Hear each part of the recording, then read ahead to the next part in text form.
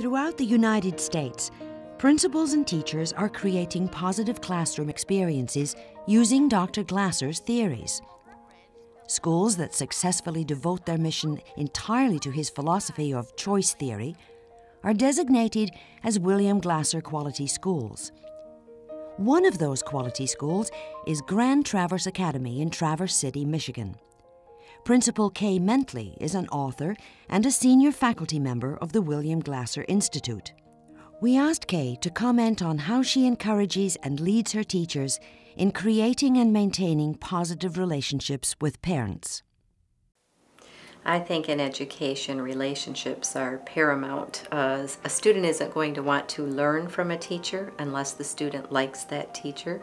A parent is not going to be willing to express his or her concerns, goals for the child, unless they have a positive relationship with the teacher. Children aren't going to get along. There's going to be bullying if there are not good relationships. So if we want schools to do their jobs well, there have to be good relationships. I think it's imperative that teachers work hard to have good relationships with parents, and there are a number of ways to do that. One thing that we try to do is a lot of positive contact with our parents. Our teachers usually make one positive contact per student per month by sending a postcard or mailing a little note or making a phone call. That makes a world of difference when we then have to call a parent and talk about something that we're concerned about. We've already built that relationship. The parent knows we're not picking on their child, we care about their child very much, and we want to work things out. When we schedule our regular conferences with our parents, we think about what do parents really want for their child. And regardless of the age of the child, I think a parent wants to know that their child is safe, that their child is loved and cared for in school, and that their child is learning and learning well in school. And we kind of use that message then to structure our conference. And so we want to let the parent know that their child is doing well socially, has a lot of friends, is having a good time at recess.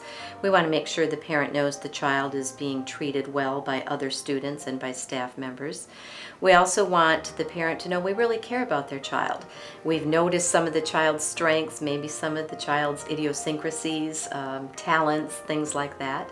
We also, of course, want the parent to know, and we provide evidence that their child has learned and learned well since the last time we communicated.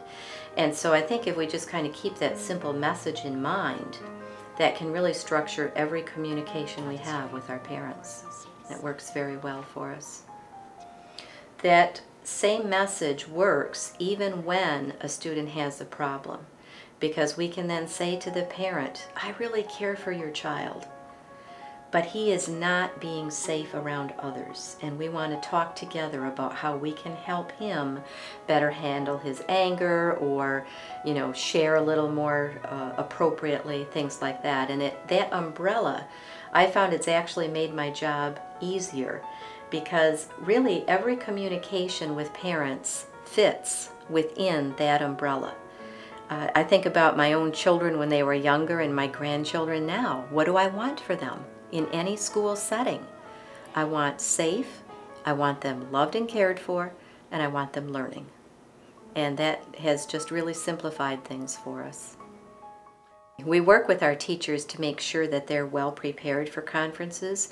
We actually do some role plays at staff meetings, and just to get silly, we'll role play like the worst conference ever and how you would certainly not want to conduct a conference in that style, and we kind of ham it up so that they really understand the message.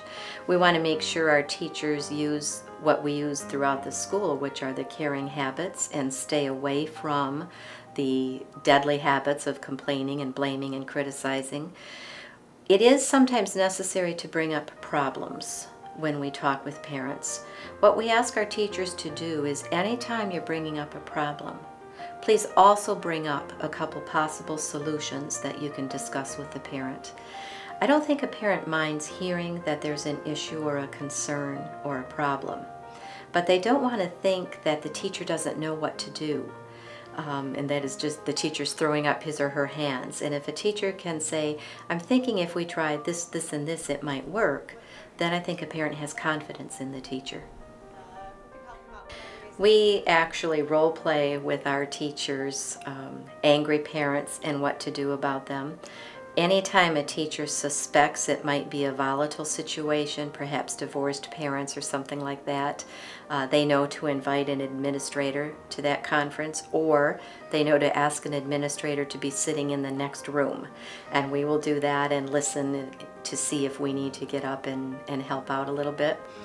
I think our choice theory training has helped us tremendously, where we know if someone is escalating, the best thing that we can do is remain quiet, calm, and listen.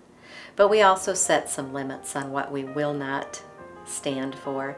And if a parent is using profanity or being real unreasonable, we'll usually ask to reschedule the conference.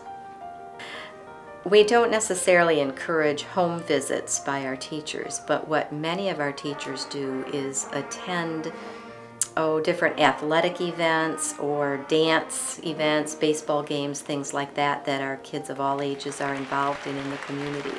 And we've found that it just means a great deal to a student to see his or her teacher at the Saturday morning soccer game or something like that. And that kind of helps with that home-school relationship also. I think sometimes when we're teaching, we feel like we're very, very busy. There's so much to do that we sometimes look at positive contacts with parents or frequent conferences with parents or frequently reporting on student progress to parents as an added burden and something that we really don't have time for. What we have found is that the more of that we do and the more proactive we can be with that communication, the fewer problems we have, and when we do have them, they're smaller, they're more quickly resolved, more easily resolved to the best of everyone's satisfaction. And we've really been very fortunate to have a high degree of parent satisfaction with our school. I think one of the main reasons is the amount of time we put into making sure our parents have a lot of communication and hear a lot of positive things about their child. A lot of times we don't like to think about the parents being our customers, but they are. They are paying for the school, for the teacher. And we need to honor that, and we need to serve them as we want to be served when we're customers. And if we keep that in mind, rather than being an added burden, it actually makes everything easier.